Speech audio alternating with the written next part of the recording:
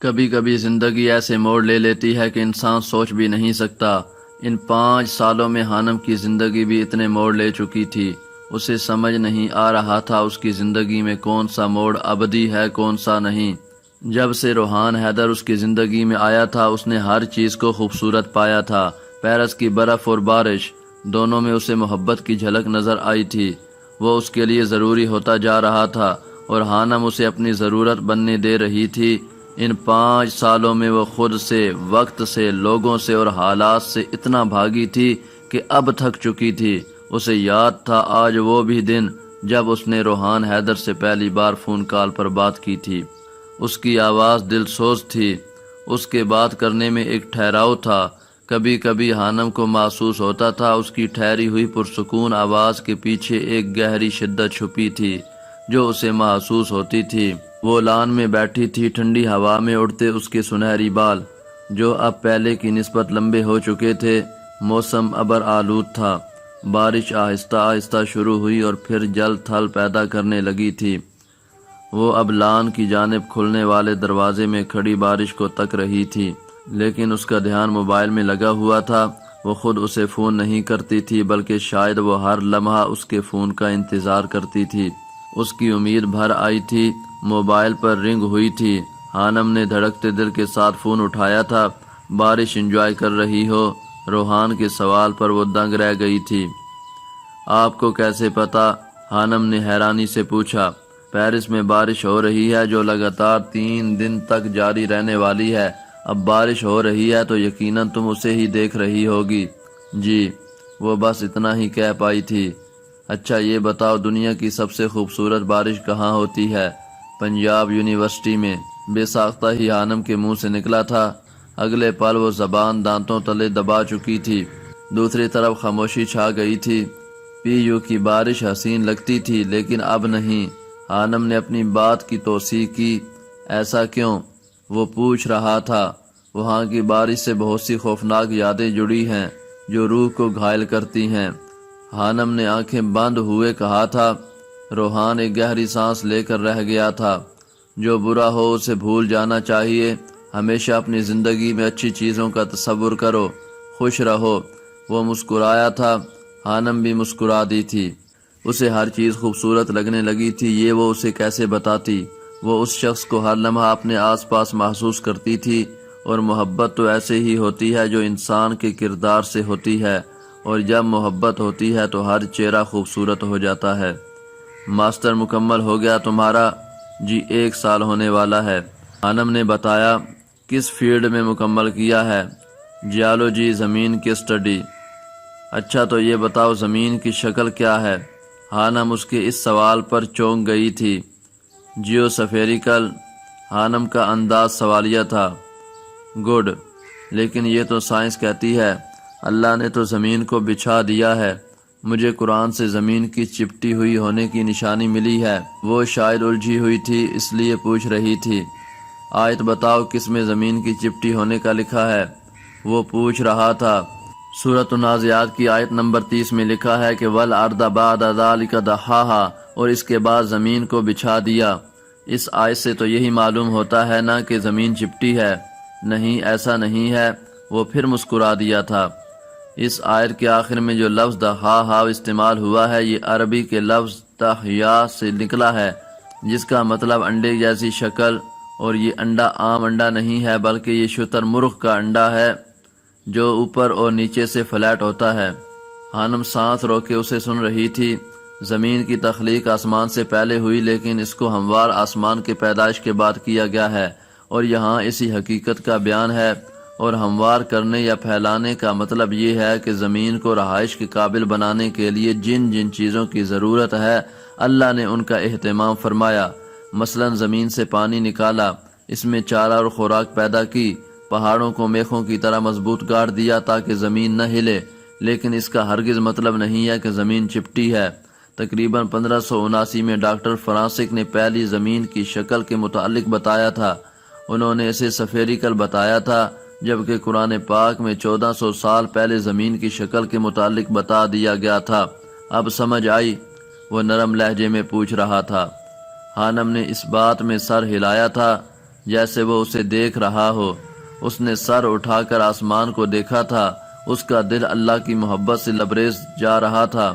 عرصہ ہوا تھا اس نے قرآن کی آیات پر تدبر کرنا چھوڑ دیا تھا۔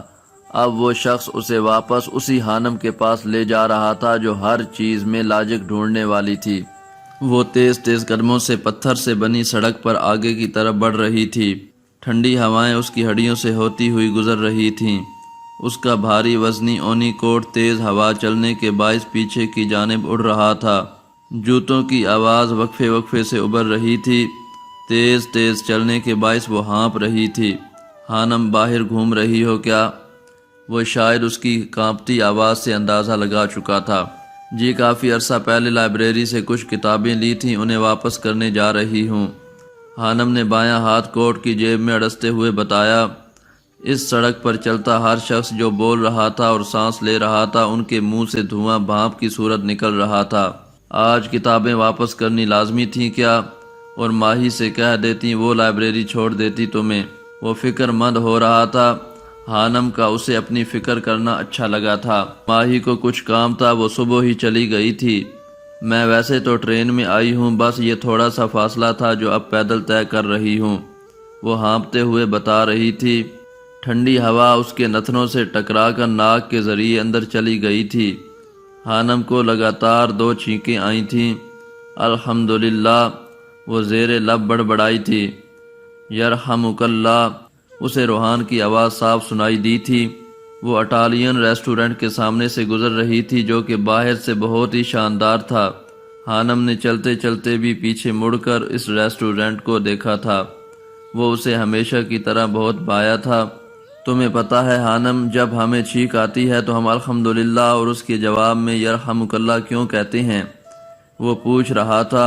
حانم ایک دم چونک کر سیدھی ہوئی تھی۔ اس نے روحان کے سوال پر غور کیا تھا، لیکن اسے یہ کلمات کہنے کی وجہ معلوم نہیں تھی۔ جب انسان چھینکتا ہے تو ملی سیکنڈز یعنی پل کے 1000ویں حصے کے لیے انسان کا دل بند ہو جاتا ہے۔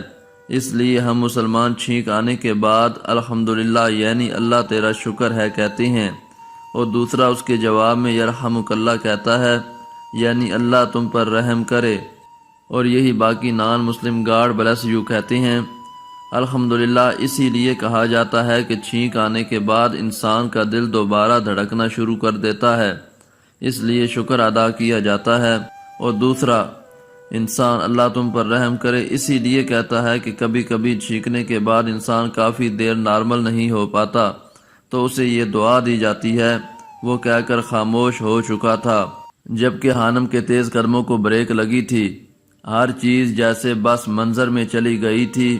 وہاں سے گزرتے لوگ ساکت ہوئے تھے۔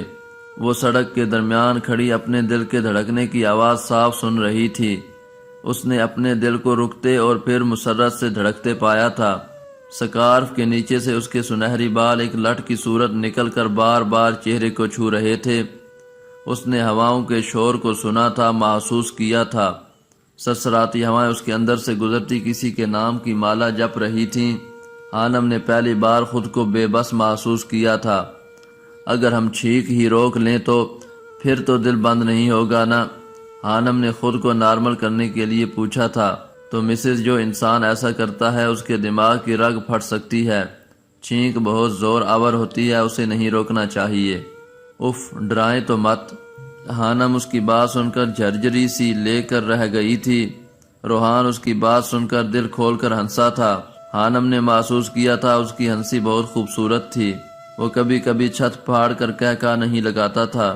جانے اس کے مزاج میں اتنی نفاست کہاں سے آئی تھی۔ پیرس کب آ رہے ہیں آپ؟ حانم نے بات کا رخ بدلا تھا۔ اسے اب سامنے لائبریری نظر آ گئی تھی۔ جب تم بلاؤ گی آ جاؤں گا۔ اس کے جانثار لہجے پر حانم مسکرا کر رہ گئی تھی۔ ٹھیک ہے، پھر جلدی سے تیاری کر لیں، میں آپ سے ملنا چاہتی ہوں، وہ بھی بہت جلد۔ وہ جیسے حکم دے رہی تھی۔ وقت براق کی رفتار سے بھاگ رہا تھا۔ اسے نہ دن کی خبر ہوتی اور نہ رات کی۔ اسے یاد تھا تو اتنا کہ روحان کی قرآن پاک کی آیات پر کیا گیا تدبر سننا ہوتا تھا۔ وقت بدل رہا تھا جیسے موسم بدل رہا تھا، اور وہ بھی تو بدل گئی تھی۔ جیسے ہی وہ لائبریری میں داخل ہوئی تھی، اسے سامنے میز پر حشام بیٹھا نظر آیا تھا۔ کتنے مہینوں بعد وہ اس کی شکل دیکھ رہی تھی۔ وہ سیدھا اس کی طرف بڑھ گئی تھی۔ یہ آپ کی کتابیں؟ حانم نے کتابوں کو میز پر رکھتے ہوئے کہا تھا۔ حشام نے چونک کر اسے دیکھا تھا۔ اس کی آنکھوں میں اذیت ابھری تھی جسے حانم محسوس نہیں کر پائی تھی۔ کیسی ہیں آپ؟ وہ پوچھ رہا تھا۔ جی اللہ کا شکر ہے میں ٹھیک ہوں۔ آپ گم ہو گئے ہیں شاید۔ مجھے بتایا تھا ماہی نے اس دن آپ گھر آئے تھے، تب میں سوئی ہوئی تھی۔ جانتا ہوں۔ پھیکی سی مسکراہٹ اس کے لبوں پر پھیل گئی تھی۔ حانم نے محسوس کیا تھا وہ پہلے سے کافی کمزور ہو گیا تھا۔ اس کی آنکھیں اندر کو دھنسی نظر آ رہی تھیں۔ آپ کی طبیعت تو ٹھیک ہے؟ وہ بے اختیاری میں پوچھ بیٹھی تھی۔ حشام نے ایک شکوہ بھری نظر اس پر ڈالی تھی۔ حانم کو اب محسوس ہو رہا تھا کہ اسے حشام کے سامنے نہیں آنا چاہیے تھا۔ ابھی تک تو ٹھیک ہوں، زندہ ہوں، وہ زخمی مسکراہٹ لیے کہہ رہا تھا۔ میرا نکاح ہو چکا ہے، حانم نے سنجیدہ سے لہجے میں بتایا تھا۔ جانتا ہوں۔ اس کے جواب پر حانم چونکی تھی۔ وہ اسے سوالیہ نظروں سے دیکھ رہی تھی۔ ماہی نے بتایا تھا۔ حشام ایک دم سیدھا ہوا تھا۔ بہت بہت مبارک ہو، وہ مشکل سے مسکرا پایا تھا۔ شکریہ۔ رخصتی کب ہے؟ اور تم روحان سے ملی ہو کیا؟ نہیں، ابھی نہیں ملی، شاید اگلے مہینے ملیں۔ ہم سوچ رہے تھے کہ اینیورسری پر ملیں۔ حانم مسکرائی تھی۔ حشام پہلو بدل کر رہ گیا تھا۔ آپ اتنی کتابیں کیوں پڑھتے ہیں، وہ بھی عشق کی داستانیں؟ حانم نے اس کے ہاتھ میں عشق کے 40 چراغ دیکھتے ہوئے پوچھا۔ اچھا لگتا ہے، مجھے داستانیں پڑھنے کا شوق ہے، اور کچھ میرا تعلق انگلش ادب سے ہے تو شاید اسی لیے۔ حشام نے جس یونیورسٹی سے خود پڑھا وہ اب وہاں انگلش کا پروفیسر تھا۔ اسٹوڈنٹس، خاص طور پر لڑکیاں، اس کی شخصیت کی گرویدہ تھیں۔ چلیں ٹھیک ہے، آپ پڑھیں، میں چلتی ہوں، مجھے کچھ کام ہے۔ وہ اٹھی تھی۔ اللہ حافظ۔ حشام کے الفاظ پر حانم نے چونک کر اسے دیکھا تھا۔ وہ اسے ٹھیک نہیں لگ رہا تھا۔ وہ اس بات میں سر ہلا کر آگے بڑھ گئی تھی۔ حشام اسے جاتے ہوئے دیکھ رہا تھا۔ تم میرے ذہن سے اتر جاؤ، میں تمہیں عمر بھر دعا دوں گا۔ وہ آئینے کے سامنے کھڑی اپنے سراپے کا جائزہ لے رہی تھی۔ سادی سی شلوار قمیض پہنے ہوئے تھی۔ سنہری بالوں کی آبشار ایک بار پھر سے کمر پر پھیل گئی تھی۔ اس نے اب بال کٹوانے بند کر دیے تھے۔ روحان کو لمبے بال پسند تھے۔ اس کی ذات میں بہت سی تبدیلیاں آئی تھیں۔ وہ پہلے والی حانم بنتی جا رہی تھی۔ وہ پھر سے نکھر گئی تھی۔ جو زردیاں اس کی رنگت میں گھل گئی تھیں وہ پھر سے ختم ہو گئی تھیں۔ عورت کی خوبصورتی، دلکشی اور نزاکت مرد کے ہاتھ میں ہوتی ہے۔ وہ جتنا اسے خوبصورت کہتا ہے وہ ہوتی جاتی ہے۔ وہ جتنی اس پر توجہ دیتا ہے وہ اتنی ہی نکھرتی جاتی ہے، دلکش ہو جاتی ہے۔ اور جب مرد عورت کو نظر اندازی اور بیگانگی کی موت مارتا ہے، عورت کے حسن کو زنگ لگنا شروع ہو جاتا ہے۔ اس کی خوبصورتی جیسے بدصورتی میں بدل جاتی ہے، اس کا حسن ماند پڑ جاتا ہے۔ جیسے دیمک لکڑی کو کھا جاتی ہے، ویسے ہی مرد کی لا تعلقی، اس کی لاپرواہی عورت کو کھا جاتی ہے۔ وہ گلنے سڑنے لگتی ہے اور پھر ختم ہو جاتی ہے۔ حانم کے ساتھ ایسا ہی ہوا تھا۔ وہ نکھرتی جا رہی تھی۔ اسے محسوس ہوتا تھا کہ اسے محبت ہو گئی تھی۔ اب اسے اقرار کرنا تھا، جو بہت ہی مشکل مرحلہ تھا۔ شام 5 بجے کے قریب ماہی آفس سے نکلی تھی۔ اس کا آفس 8ویں منزل پر تھا۔ وہ لفٹ میں داخل ہوئی تھی۔ اسے گھر جلدی پہنچنا تھا۔ لفٹ میں اس کے علاوہ ایک اور انسان بھی تھا جو دوسری جانب چہرہ کر کے کھڑا ہوا تھا۔ سردیوں میں دن چھوٹے ہونے کے باعث رات کا اندھیرا پھیل چکا تھا۔ کچھ سیکنڈ ہی گزرے تھے اسے لفٹ میں داخل ہوئے۔ اچانک وہ لڑکا جو دوسری جانب رخ کر کے کھڑا تھا وہ پلٹا اور ہاتھ میں پکڑی بوتل سے ماہی کے چہرے پر سپرے کیا تھا۔ ماہی نہ تو اس شخص کو دیکھ پائی تھی اور نہ ہی کچھ سمجھ پائی تھی۔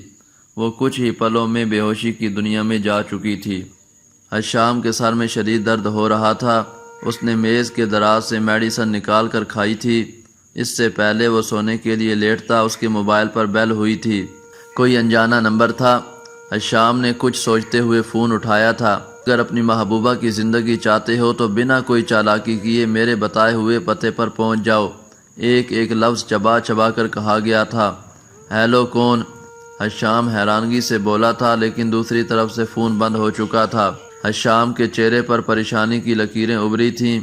اس کے ذہن میں پہلا خیال حانم کا آیا تھا۔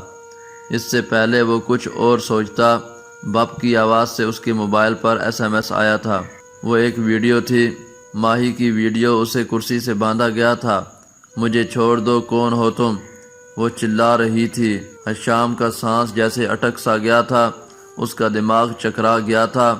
ایڈریس نیچے لکھا ہوا تھا۔ ماہی کو اغوا کرنے والے نے پیسوں کا مطالبہ نہیں کیا تھا، بلکہ اسے اکیلے کو اس جگہ پر بلایا تھا۔